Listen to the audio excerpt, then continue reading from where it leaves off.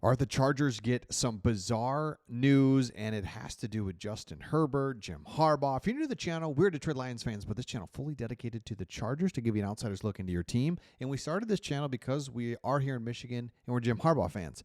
But boy, he is a bizarre, goofy guy. And he had a press conference today, and he was talking about Justin Herbert, and he was asked pretty straight up, like, hey, Justin Herbert, what's the time frame? What's going on? He's like, well, he's going to have surgery today, and we'll know more this afternoon or tonight. Like, okay. Like, how long is he going to be out, basically? And they're like, and he's just goes and says it again, basically doesn't answer the question. And then he goes into this whole thing of just how he's wowed and he's just in love with Justin Herbert and how tough he is, and names all these like former players that are really tough. And then he's like, you know what? Actually, everybody that plays football is tough in the NFL. Actually, anyone that plays in any level of football is tough, and you got to have thick skin like an armadillo. And it's just like, oh my gosh. So real bizarre.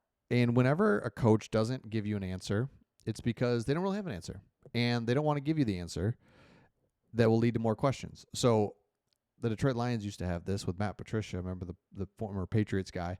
He would never answer any question. He was just being a jerk, basically. It was so annoying. Dan Campbell answers everything, and you're just like, this is so refreshing. But he now is starting to not answer some things because the team's kind of struggling a little bit. Just kind of weird.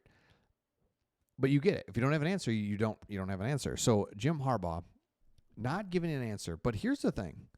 Justin Herbert has played through injuries before. Remember, he had the ankle injury. He's just geez, I sound like Jim Harbaugh. He is an animal, and he's saying that he can play through this. So we all want to know: is he going to be out for 3 weeks? Is he going to be out for the rest of the season? Is he going to be out for a couple days? That's what we don't know. The other reason that this is kind of interesting is I like this. The Oregon Ducks website has this, and it says that Justin Herbert could play smarter if he has this injury. Is that the biggest concern is how they catch the ball, the shotgun formation, but as long as Herbert can do that, he should be able to play at a high level. Herbert will have to be more cautious, avoiding hits, and without the offensive line help that we all know, we've talked about a million times, could just get rid of it, may not take unnecessary hits, could go further into the season unless he was like, really trying to make plays and all that. So it could actually, hinder some things, but ultimately could keep him on the field for longer duration because he's got to deal with his hand and he's not going to be wanting to be screwing around. It's interesting thought to put like that. And then ultimately, because the Chargers won, now remember this, we talked about this a lot, was that the Chargers had to win this game, because of the upcoming schedule, how they're trying to get into the playoffs and what's going on. And they get this win and get it done. So if you look at the updated playoff standings, let me pull that up. The Chargers are in great shape. I know it just feels weird because the offensive line is so bad that you just, it's like, can we hold on to this? What's going to happen? But take a look at this. Philadelphia is playing so weird these last few weeks. You don't know if they're good. You don't know if they're bad. It's hard to tell what they are right now. And you have them Monday night. And this is what we've been talking about and building up to. What an awesome, this is what, as a fan, NFL fan, December football, Monday night against the NFL Super Bowl champions in your building. Let's go. Love that. So you got that, then Kansas City. I mean, then you see those last 4 games is just going to be like, all right, here we go. But what an opportunity. The next one's in front of you. It's a really awesome one and really excited. And it's an extra game for Justin Herbert to get possibly better. Now you take that over and you look at this and what you have based on the NFL playoff picture, and the top 4 seeds, remember, are the division leaders. Broncos, Patriots. Broncos leading your division. The Broncos, it's just, it's one of those things like Broncos and Bears. You're not mad at either one of them, but you're just like, shout out to you for keep winning, finding ways to win. Nobody's like, oh my gosh, they're so good. Absolutely the number 1 seed. It's like, no, just I don't know. Just find ways to win. But yeah, they're kind of. It's interesting how the AFC and NFC have some similarities. Okay, sitting there in the 5 seed, but look at this: is 8-4, 8-4. Now on the bubble is the Texans at 7-5. So Texans, they could slide up above the Jags more of as a division leader type of thing. So you've got the Texans, and then that's it.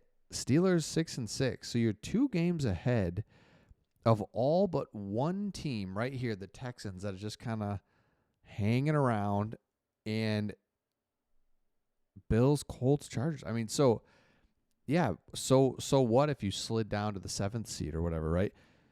The Texans, you want the Texans to lose is what I would say. Just start rooting for that. Get them out of here. Create that separation between the have and have-nots and just be done with it. You know what I'm saying? Because, man, what a huge game. They're the Eagles, 8-4.